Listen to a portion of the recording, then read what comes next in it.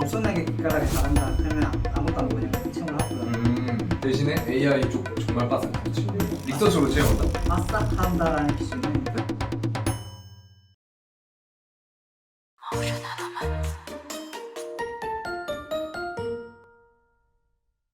다음 질문도 한번 네. 드려볼게요. AI 개발자도 알고리즘, 코딩 테스트 역량이 중요한가요? 라고 질문을 드리려고 했는데 호연님 유튜브만 봐도 알고리즘이 엄청 많이 풀려 있거든요. 아 네네 당연하죠. 네.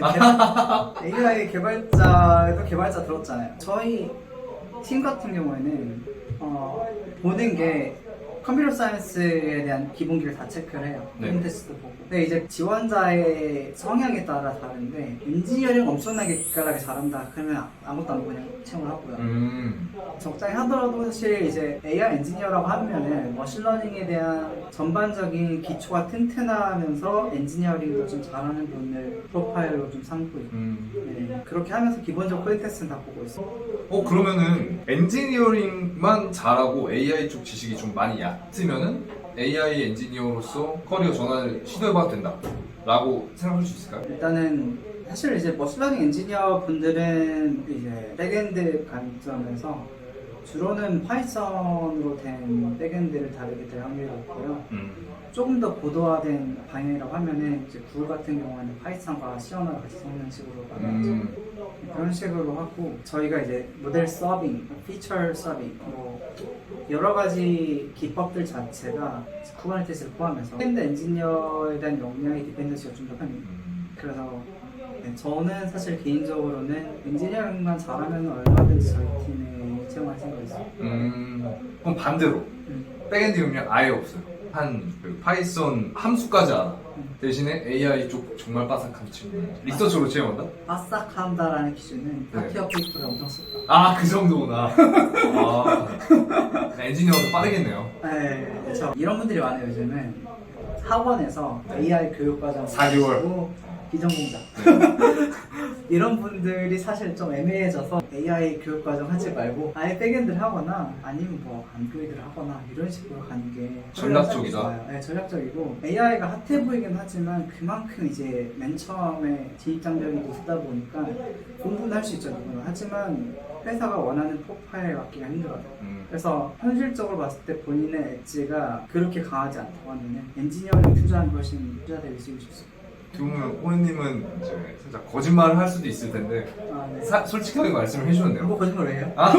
뭔가 AI 쪽 많이 와라. AI 짱이다. 아 그런 거 안 했어. 이런 거. 그런 거. 딩코딩코.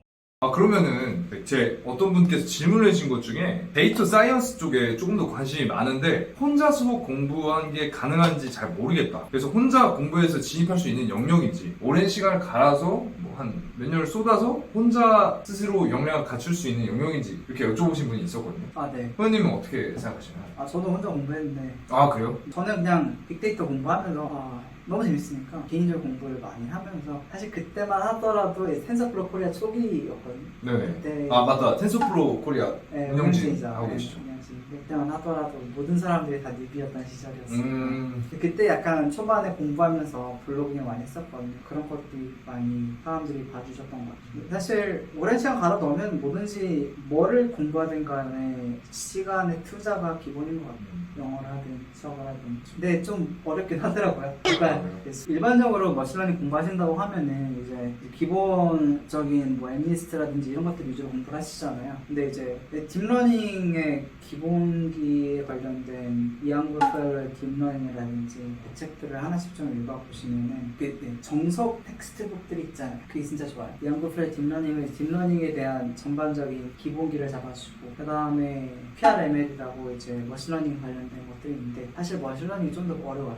머신러닝 중에 일부가 딥러닝인데 머신러닝은 어떻게 정의냐면 어떤 문제를 푸는 하나의 함수가 있는데 이 함수가 어떤 일을 할 때의 퍼포먼스를 P라고 정의해요. 데이터를 더 넣으면 퍼포먼스가 올리는 걸 머신러닝이라고 표현해요. 그렇게 표현하는데 이렇게 머신러닝의 어프로치가 여러 가지 많은데 우리가 인간의 신경세포를 모방한 인공신경망을 쓴 게 딥러닝이고 네. 이제 그것들을 배우는 게 중요한 게 왜냐면은 머신러닝에 사용됐던 대부분의 기법들이 딥러닝에서도 재사용이 되거든요. 기본적으로 이제 딥러닝의 기본 구성 요소인 퍼셉트론 같은 경우에는 근본적인 행렬 고비예요. 행렬 고비이기 때문에 전용 대수학을 좀 알아셔야 돼요. 그 다음에는 이제 우리가 토크를 학습시키는 관점에서는 백프로게이션이 미분으로 되기 때문에 미분에 대한 이해가 좀 필요하고, 그 다음에 확률 통계, 그런 수학적인 과 공부할 것들이 이제 사실 하나하나 다 많긴 하죠. 그래서 이렇게 될 거예요. 처음에 머신러닝 코딩 몇 번 해보니까 나 이제 머신러닝 아는 것 같아 이렇게 하다가 좀만 공부하다 보면 논문 공부는 뭔 소리인지 모르잖아요. 진짜 마음 먹고 애정을 갖고 하려고 하면은 결국에는 기본기가 갖춰져 있는 상태를 만드는 게 그때서야 이제 이게 이거구나라고 이해가 되거든요. 기본기를 공부하는 것 자체가 엄청나게 오랜 시간이 걸리는데 진짜 그 정도 애정이 있다고 하면 이 기본기를 하나씩 다 클리어를 해주세요. 그 다음에 이제 딥러닝, 머신러닝, 강화학습, 저는 강화학습을 좋아하기 때문에 강화학습 기본기도 많이 공부했거든요. 그런 것들 기본기가 지금 호연님이 통달하는 그 과정들을 머릿속으로 상상했는데 얼마나 고되고 힘들었을까. 근데 호연님 또 재밌어서 하신 거잖아요. 그렇죠. 애정이 있어야 되는 것 같아요. 진짜 이거는 애정이 있어야지만. 딩코딩코. 그 과정에서 그 모르는 게 있었을 때 찾아보면서 공부를 한 건가요? 아니면은 미리 공부를 한 다음에 그 이후에 진도를 나갔던 건가요? 둘 다 있었어요. 둘 다 있었어요. 초반에는 당연히 뭔 소리인지 모르면서 그냥 일단 만들었어요. 그 당시에는 뭔지 모르면서 만들었었는데 그것도 사실 좋은 프랙티스이긴 해요. 일단은 이제 클론 코딩이나 그런 것들, 저희도 내가 소프트 엔지니어를 공부하는 좋은 방법 중에 하나가 일단 만드는 거잖아요. 내 서비스 만들고 이게 아니구나라는 걸 깨닫고 장애 나고 터지는 거 보면서 이게 아니구나 하면서 결국은 터지는 것들 다 찾아보면은 기본기가 터진 것들 다 보이잖아요. 그런 것들을 이제 하면서 다시 내 기본기가 부족하다는 걸 깨닫고 기본기를 다시 한번 체크를 하고 비슷해요. 일단 부딪히고 보면서 하나하나 쳐맞다 보면 내 기본기 부족한 걸 알게 되고 그걸 기반으로 다시 공부하는 원동력이 된다. 근데 이 소프트 엔지니어링은 어느 정도 그게 좀 쉬운 편이거든요. 네. 일단은 사실 인덱싱 그렇게 어려운 거 아니잖아요. 그렇죠. 근데 머신러닝은 이해가 안 돼요. 딩코딩코. 소프트 엔지니어링보다는 몸으로 부딪히는 게 정확하지가 않아요, 솔직히. 그러니까 물론 그것도 어느 정도 유효는 한데 이렇게 접근하면 금방 포기해요. 못하겠다, 이거 너무 어렵다 이렇게 포기할 거예요. 왜냐면은 말씀하신 대로 설명도 안 되고 이제 뭐 어떻게 하지? 하다가 이제 끝나는 경우가 많아요. 근데 내가 어느 정도 기본기들이 갇혀 있다고 하면은 이거 해보면 안 되네, 이거 해보니까 안 되네, 그러니까 이런 이제 알터네티브가 계속 떠오른단 말이에요. 이거의 문제는 이거니까 이게 안 되겠구나라는 걸 이해할 수가 있어요. 그렇기 때문에 머신러닝 같은 경우에는 몸으로 부딪히는 비중보다는 기본기에 투자하는 게 조금 더 장기적인 이익이 있을 거예요. 좋은 말씀 감사합니다. 딩코딩코. AI 쪽으로 나가면 수리 통계 필수로 공부하셔야 됩니다. 듣다 보니까 알겠네요. 필수로 공부하셔야 돼요. 내가 설명해 줄게요. 그래요? 대학에서 네네. 공학 수업을 배우면은 선형대 수학을 공부하자면 우선순위를 좀 말씀드릴 텐데 네네. 선형대 수학 1순위. 왜냐면은 모든 게 행렬곡이라서 네네. 그게 이제 기본이고요. 두 번째가 확률 통계. 이제 확률 분포라든지 뭐 PDF, CDF 뭐 이런 것들 확률 값으로 변화한다든지 이런 것들이 기본적인 이해가 필요하고, 세 번째가 미적분, 칼큘러스가 그 다음에 추정. 셋 다 듣기 너무 싫은데요. 딩코딩코. 그러면은 요즘 이제 또 이 질문 한번 드려보고 싶은데요. AI 분야에서 최근 트렌드나 인기 있는 기술은 무엇인가요? 관점에 따라 다른 것 같은데요. 제가 이제 네이버를 갔을 때만 하더라도 스피커가 좀 트렌드였어요. 클로바. 클로바 뭐 스피커라든지 아니면 뭐 알렉사라든지 이런 것들이 넥스트 제너레이션이라 될 거라고 생각을 했지만 사실상 임팩트가 크지 않았던 것 같아요. 근데 그런 관점에서 일단은 떠오르고 있는 기술은 뭐 많이 들어보셨겠지만 GPT-3라든지 대규모의 NLP 네트워크. 최근에 뭐 하이퍼 클로바라고 거기다가 돈 엄청 많이 때려 부어서 이제 대규모의 NLP 네트워크를 만들려고 시도를 하고 있고, 사실 이게 말하자면 신기하잖아요. 뭐 코딩하는 AI라든지 그냥 대충 그림 그리면은 뭐 코딩을 해주기도 하고 작곡을 해주기도 하고, 인간의 자연어 처리 능력을 모방한 거대한 네트워크가 최근에 트렌드. 물론 BM은 아직 명확하지 않은데 대부분 카카오 브레인도 그런 거 다 거기다 투자를 하는 거예요. 그거는 이제 그냥 토픽에 대한 이야기였고요. 저는 개인적으로 강학습을 좋아합니다. 호연님이 좋아하시는 트렌드. 딩코딩코. 그리고 AI 스타트업 관점에서는 머신러닝 파이프라인, MLOS에 관심이 많아요. 지금 다 이제 컨설팅을 하든 주변에 AI 하는 회사들 다 얘기를 들어보면은 모든 회사들이 다 MLOS에 관심이 많아요. 그게 좀 트렌드라고 보시면 돼요. 저 근데 듣다 보니까 궁금한 게 하나 있어요. 게임 종료. 딩코딩코. 유사 AI들 많잖아요. 뭐 예를 들어서 심리 테스트인데 단순한 오지선다로 분기 처리하는 건데 AI를 활용한 아니면 뭐 AI 서비스 이런 식으로 네이밍돼서 나오는 프로덕션들이 많은 것 같아요. 그런 거 보시면 어떤 생각이 드시나요? AI는 뭐냐면 사실 여러 가지 해석이 있긴 한데 Artificial Intelligence는 우리의 지능은 어디 있죠? 아시나요? 그래요. 지능? 시냅스? 헛소리 하지마 임마.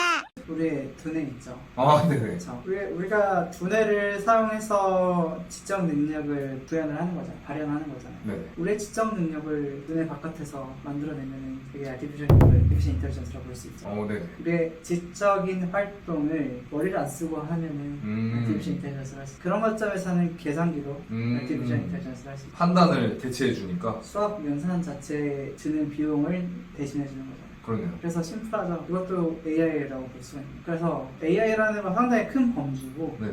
우리가 관념상으로 현재 사람들이 AI라고 하는 것들은 이 머신러닝 베이스드 어플리케이션을 만드는 걸 AI라고 표현을 해요. 유사 AI라고 판단을 하시는 게 정확하게 말하자면 유사 머신러닝이라고 표현을 할 수가 있죠. 머신러닝 사용하지 않지만 머신러닝이라고 표현하는 건데 사실 용어 자체로는 AI 대부분의 소프트는 다 AI예요. 컴퓨터 엔지니어링 자체가 기본적으로는 사람의 지적 능력을 모방하기 위해서 만든 거거든요. 네. 계산기 뭐 이상만 돼서 다 AI라고 볼 수 있으면 정확히 우문현답을 해주신 것 같아요. 답변 감사합니다. 그럼 AI 자판기. 딩코딩코. 제가 괜한 의미 부여했습니다. 제가 좀 과몰입했네요. 데이터 사이언스 업계 수요에 대해서 한번 여쭤보고 싶은데요. 아까 호연님이 말씀해 주셨듯이 요즘 1, 2년 사이에는 데이터 사이언스 관련해서 수요가 늘고 있는 것 같아요. 혹시 시각하시나요? 뭐 AI 쪽이라고 하면은 당연히 수요가 많죠. 일단은 모든 회사들이 AI를 하고 싶어 하니까 공급이 부족한 상황이에요. 그러니까 공급이라고 하면은 대충 여기저기서 공부한 거 말고 실제 가치를 만들어내거나 사적 페이퍼를 만들어낼 수 있는 상황 자체는 적죠. 공급이 부족하다. 공급이 퀄리티 있는 공급이 안 되고 있죠. 수요자 자체도 뭘 원하는지 모르는 경우가 막상 이거 몇 천만 원 주고 AI 만들어내라 이런 식의 관점 많잖아요. 네네. 말이 안 되는 건데 그런 분들도 많고 다 AI 하고 싶어요. 회장님들 다 만나면 다 AI 하고 싶어요. 그냥 일단 뭔지 모르겠고 무지성 AI. 딩코딩코. 엔간한 기업들은 데이터도 안 쌓일 뿐더러 또 그걸 해주기 위한 작업들도 다 필요하잖아요. 네. 그런 관점에서 준비가 안 된 회사들에서 무리하게 AI를 도입하는 거는 무의미한. 그렇죠. 프로젝트 실패하는 케이스가 한두 개예요. 딩코딩코. 그럼 호연님 마지막 질문 드릴게요. 네. AI 분야를 준비하는 분들에게 하고 싶은 조언 해주실 수 있을까요? 뭐 1, 2년 차 백엔드 인지니어 정도라고 생각을 하면은 그럴 만한 기회가 있다고 하면 예를 들어서 모델 서빙이라든지 아니면 이런 AI 투자를 하고 실제적으로 의미 있는 성과가 나올 만한 프로젝트에 갈 기회가 있다고 하면은 당연히 커리어에 대한 전환을 고려하는 걸 추천드리고 물론 그 과정 속에서 엄청나게 공부가 많이 필요하다는 점은 염두에 두시고 향후에 AI를 잘 하면서 엔지니어링을 잘 하시는 분들에 대한 수요는 무조건 계속 많아질 거고 커리어 면에서도 좋을 거라고 생각을 하고요. 한스 모라베에게 인간의 능력에 대한 도형 지도가 있으니까 예를 들어서 번역 거의 잠기고 있죠. 당연히 칼큘레이션 이미 잠기고 테스트도 잠기고 바둑도 잠기고 이제 인간의 시적 활동으로 인해서 인간이 우위를 점하는 영역들이 계속 줄어들고 있습니다. 마지막 단계에서 살아남는 게 AI 아키텍트예요. 그게 이제 AGI를 믿는다고 치면은 그 범용 인공지능이 인간의 모든 지적 활동을 대체하기 바로 직전까지 살아남을 직종이라고 보고 있습니다. 최후의 직업이네요. 네, 최고의 직업이라고 보고 있기 때문에 가치가 있다고 생각을 하죠. 네, 그렇게 말씀을 드리고 싶고 그래서 많은 분들이 실제 가치를 만들어낼 수 있는 AI를 많이 하셨으면 좋겠어요. 네. 오늘 너무 좋은 말씀 해주셔서 감사합니다. 네. 호님 다음에도 제 영상 한번 나와주세요. 네, 알겠습니다. 다음에 만나요. 안녕.